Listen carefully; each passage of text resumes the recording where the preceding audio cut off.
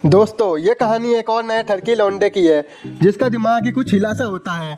और इस भाई ने अपनी दोस्त की माँ को ही पेल दिया, मतलब टपाटप टपाटप। इसके साथ साथ इसने अपनी फेवरेट टीचर की बीवी को भी घसीट दिया, मतलब ढोल बजा दिया।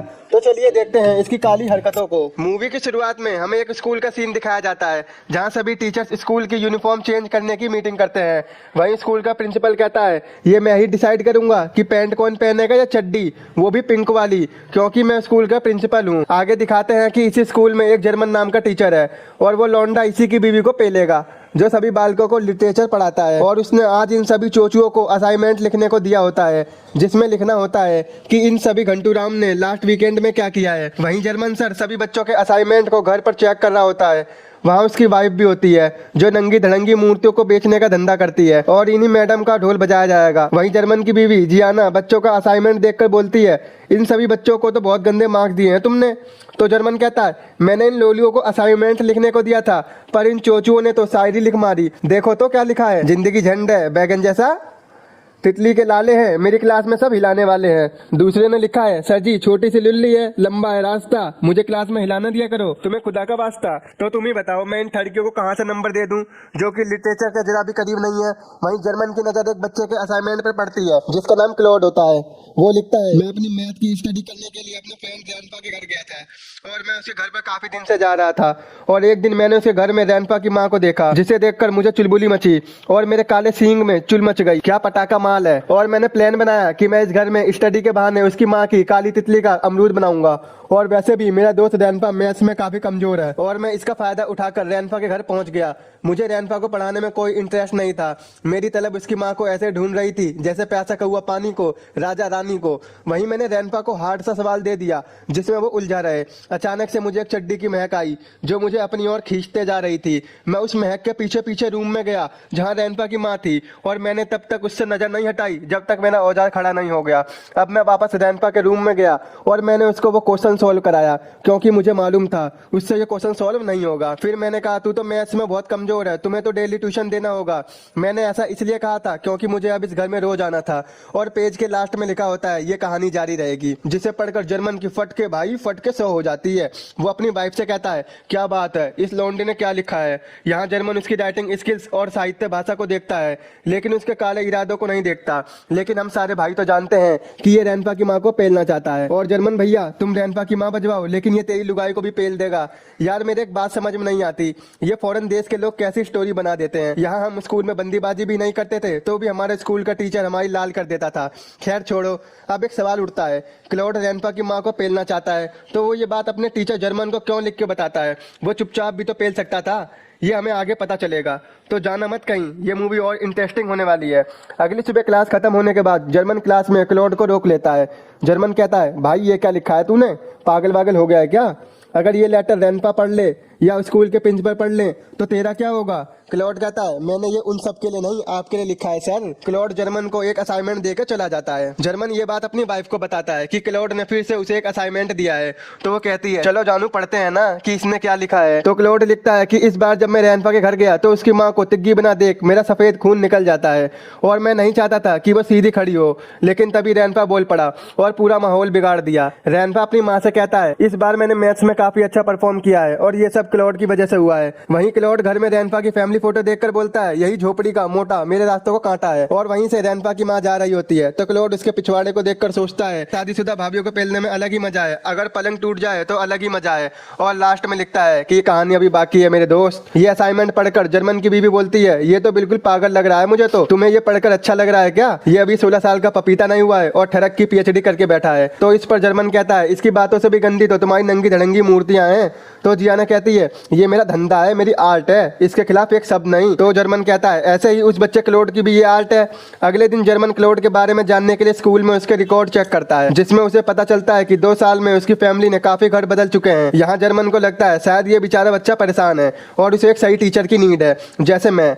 लेकिन हमें तो पता है कि उसकी फैमिली घर क्यों बदल रही है, इस ठरकी लौंडे से परेशान होकर जो हमेशा भाभीियों को पेलता रहता है। लेकिन जर्मन वहाँ सोचता है कि वो उसकी राइटिंग स्किल्स सुधारेगा, वो उसे एक बड़ा लेखक बनाएगा। लेकिन क्लॉड को लेखक नहीं जो भैया तू बनना था। इसके बाद जर्मन क्लॉड को एक बुक देता है और वहीं क्लॉड जर्मन को एक और असाइनमेंट देता है जिसमें लिखा होता है, मैं फिर से रैनफा के घर गया। इस बार रैनफा के फादर भी घर पर ही थे और अचानक से रैनफा की माँ अपने अंगूर हिलाते हुए मेरे बगल में सोफे पर बैठ गई और इससे मेरे काले बेलन में एक भयानक चुल मच जाती है और इससे मुझे जिस खुशी का एहसास हुआ वो मैं ही समझ सकता हूँ। अचानक से रैनफा के फादर को एक कॉल आता है और वो उठकर वहां से चले जाते हैं। तो मैंने यहाँ तुरंत सोच लिया कि इस तरह से फोन आना और रैनफा के फादर का यहाँ से उठ के जाना ही मुझे रैनफा की मदर की तितली का चमगादड़ बनवा सकता है। और मैं तो इमेजिन भी कर चुका हूँ कि रैनफा के बाप और उसकी माँ में फोन को लेकर लड़ाई होगी और रैनफा की माँ मेरे हत्थे होगी। ये पढ़कर जर्मन बोलता है, तुम्हारे लिखने का स्टाइल तो मस्त है पर तुम इतना अजीब क्यों लिखते हो? ओ भाई मारो मुझे मारो, ये कैसा टीचर है जिसे ये सब अच्छा लग रहा है। खैर छोड़ो। वहीं क्लॉड जर्मन से बोलता है, सर जी तुम मेरी इतनी हेल्प क्यों कर रहे हो? तो जर्मन कहता है, मुझे तेरे लिखने का तरीका बहुत पसंद है और मैं तुझे एक अच्छा राइटर बनाना चाहता हूँ। इसके बाद जर्मन फिर से असाइनमेंट जियाना को पढ़वाता है और इस पर जियाना कहती है, मैं तुम्हारी ये बात मानती हूँ कि ये बच्चा राइटिंग स्किल्स में गॉड गिफ्टेड है, लेकिन ये ठहरक और हवस में भी गॉड गिफ्टेड है। साफ साफ नजर आ रहा है और ऐसा लग नहीं रहा तुम उसे लिटरेचर पढ़ा रहे हो बल्कि वो तुम्हें पढ़ा रहा है। और मुझे भी। टेंशन क्यों ले रही हो आंटी, आगे तुम इसके साथ ही हवस का पाठ पढ़ोगी। अगले दिन क्लॉड फिर से जर्मन को एक असाइनमेंट देता है जिसमें लिखा होता है कि मैंने फिर से रैनफा को एक मैथ्स के क्वेश्चन में उलझा दिया और मैं चुपके से रैनफा की मॉम के कमरे के बाहर आ गया जहां रैनफा की माँ और बाप बहस कर रहे होते हैं, जिसे देखकर मुझे बहुत अच्छा फील हो रहा था। अभी ये बहस कर रहे हैं और आगे ये बहस लड़ाई में बदल जाएगी और रैनफा की मॉम को मैं अपने जाल में फंसा लूंगा। लेकिन तभी रैनफा की मॉम रूम से बाहर आ जाती हैं। वहीं क्लॉड रूम के बाहर पेंटिंग को देखने का बहाना करने लगता है, लेकिन रैनफा की माँ समझ जाती है कि ये लौंडा हमारी बातें सुन रहा था। इसके बाद रैनफा की माँ उसके बाप से बोलती है कि हमें रैनफा के लिए एक अच्छा टीचर रखना होगा क्योंकि मुझे इस लड़के क्लॉड की नजर ठीक नहीं लगती है। और ये सब बात क्लॉड रूम के बाहर से सुन रहा था। वो समझ जाता है कि इसकी माँ मुझे अब यहाँ आने नहीं देगी, मुझे इसका कुछ करना ही होगा। और लास्ट में लिखता है कि कहानी अभी बाकी है। ये पढ़कर जर्मन की वाइफ कहती है, जान ये सब सही नहीं है, कहीं तुम क्लॉड से रैनफा की माँ मत बजवा देना। लेकिन जर्मन कहता है, ऐसा कुछ नहीं होगा मेरी जान, इस उम्र में बच्चों में ये फैंटेसी होती है, वो शादीशुदा भाभीियों को पेलने में लगे रहते हैं। इस बात से जर्मन की बीवी का मूड बन जाता है और वो उसे चुम्मा देने लगती है। वहीं जर्मन कहता है, सो जा नंगी धड़ंगी और मुझे लेटर पढ़ने दे। अगले दिन जर्मन क्लॉड से कहता है, तुम्हें अपने लिखने के तरीकों को बदलना पड़ेगा, तुम लिखते तो अच्छा हो लेकिन तुम्हारा हवस वाला टॉपिक बड़ा बेकार है और ये प्रिंसिपल ने पढ़ लिया तो वो मेरी फाड़ देंगे। कमेंट करके बताओ क्या। इस पर क्लॉड कहता है, अब तो वैसे भी मैं लिखना छोड़ दूंगा। तो जर्मन कहता है, क्यों क्या हुआ? तो क्लॉड कहता है, रैनफा की मॉम न्यू टीचर रखने की बोल रही है और वो मुझे अब अपने घर में आने नहीं देगी। अगर तुम चाहते हो मैं लिखता रहूं तो तुम्हें मेरे लिए मैथ्स का पेपर चुराना होगा। अगर मैं ये पेपर रैनफा को दे दूंगा वो एग्जाम में अच्छे मार्क्स ले आएगा तो उसकी मॉम रैनफा के लिए न्यू टीचर नहीं लाएगी, जिससे मैं रैनफा के घर रेगुलर जा पाऊंगा। लेकिन इस बात पर जर्मन कहता है, मैं चोरी नहीं करूंगा, अगर तुम रैनफा के घर नहीं जा सकते तो क्या हुआ, तुम इमेजिन करके लिख सकते हो। क्लॉड कहता है, नहीं नहीं, मैं उसे देखे बिना एक लाइन नहीं लिख सकता मेरे यार, तुम्हें वो पेपर लाना ही होगा। लेकिन जर्मन उसे साफ मना कर देता है। अगले दिन जर्मन क्लॉड को रोकता है तो क्लॉड साफ बोल देता है, जब तक तुम पेपर लेके नहीं आओगे तो मैं कुछ नहीं लिखूंगा। लेकिन बेचारा जर्मन फाइनली मैथ्स के पेपर को चुरा ही लेता है और वो रैनफा को दे देता है। और वहीं क्लॉड रैनफा को ऐसा पाठ पढ़ाता है जिसको मैथ्स में कुछ नहीं आता था वो भी टॉप कर देता है। लेकिन रैनफा को क्या पता था, रैनफा को तो भनक भी नहीं होती कि मैथ्स के पेपर के बदले क्या दाव पर लगा है। और ये देख रैनफा के पेरेंट्स काफी खुश होते हैं। वो कहते हैं ये सब रैनफा की वजह से हुआ है, उसने रैनफा को अच्छा पढ़ाया है। वो कहते हैं अब आगे भी क्लॉड रैनफा को ट्यूशन पढ़ाएगा और ये सुनकर क्लॉड जी तोड़ खुश हो जाता है।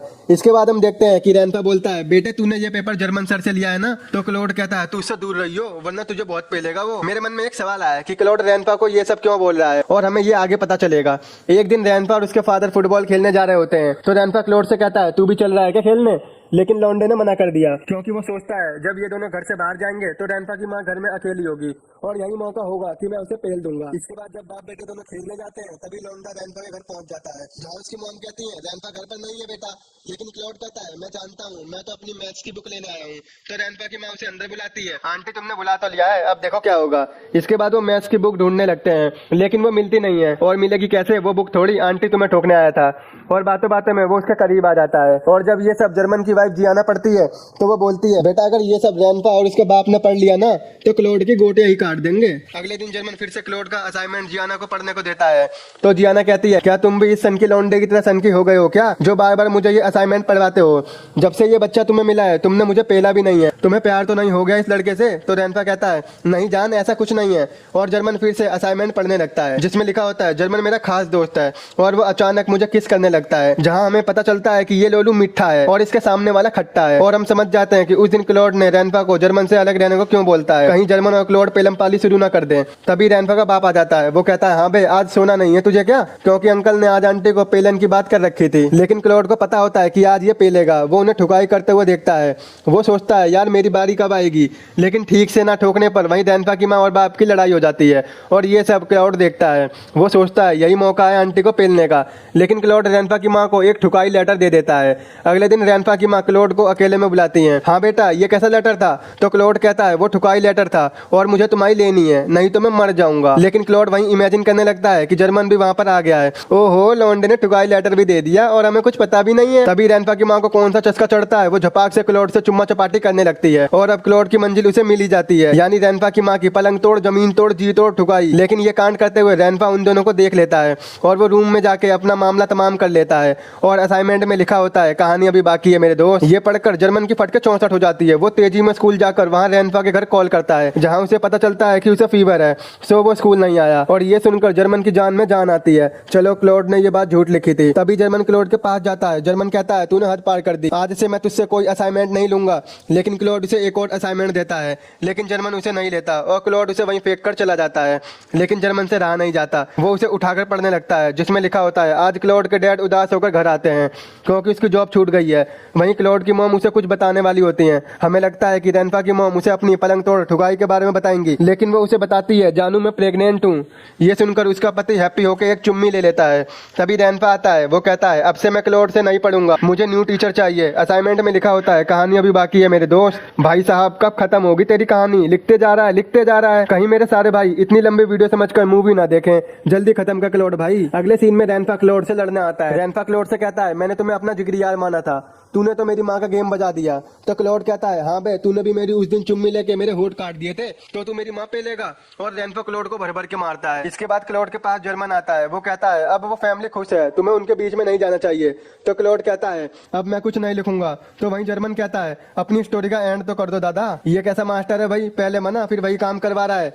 इसके बाद क्लॉड अपनी असाइनमेंट की एंडिंग के लिए रैनफा के घर के बाहर जाता है। वहीं रैनफा की माँ क्लॉड को देखकर दौड़ी दौड़ी चली आती है। वो उसे उसका लेटर वापस देती है। वहीं क्लॉड कहता है चलो हम कहीं भाग चलते हैं। तो रैनफा की मॉम कहती है बेटा तुम अभी बच्चे हो, उस दिन जो हुआ जाने अनजाने में हो गया था। वहीं क्लॉड रोते हुए उसको किस करके चला जाता है। तो क्लॉड सोचता है ये तो एंडिंग नहीं हुई और वो जर्मन की वाइफ के पास चला जाता है। वो कहती है जर्मन तो स्कूल गया है। क्लॉड कहता है जब भी तो मैं यहाँ आया हूँ। वो उसे अंदर बुलाती है। बातों बातों में क्लॉड कहता है तुम्हारा कोई बच्चा नहीं है? तो वो कहती है हमने कभी इसके बारे में सोचा ही नहीं।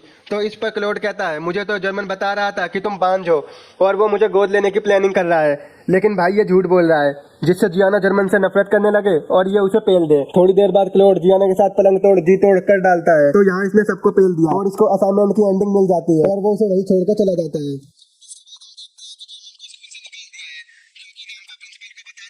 कि जर्मन ने मैथ्स का पेपर क्लॉड को चुरा के दिया था। अब बेचारा जर्मन अपना मुंह लटका के घर आता है। वो क्लॉड की एंडिंग पढ़ता है और उसे एक और सदमा मिलता है कि क्लॉड ने उसकी वाइफ को भी पेल दिया। वहीं जियाना भी जर्मन को छोड़कर जा रही होती है। वो कहती है तुमने मुझे बांझ कहा था ना, इसलिए मैंने क्लॉड से पिलवा ली। अब तुम जर्मन को अपना बेटा नहीं बना पाओगे। लास्ट सीन में हमें दिखाया जाता है जिसमें एक बेंच पर जर्मन बैठा होता है। वहीं क्लॉड आता है। तो जर्मन कहता है अब क्या मेरी भी लेगा भाई, चैन नहीं है तुझे? लेकिन क्लॉड वहीं बैठ जाता है। तो जर्मन सोचता है इसकी वजह से मेरी जॉब चली गई और मेरी वाइफ भी चली गई और मैं पूरा झंड हो गया हूँ। और वहीं क्लॉड सामने बिल्डिंग में देखता है। वो सोचता है अब किस घर में जाना चाहिए और मूवी के एंड में लिखा होता है कहानी अभी बाकी है मेरे दोस्त।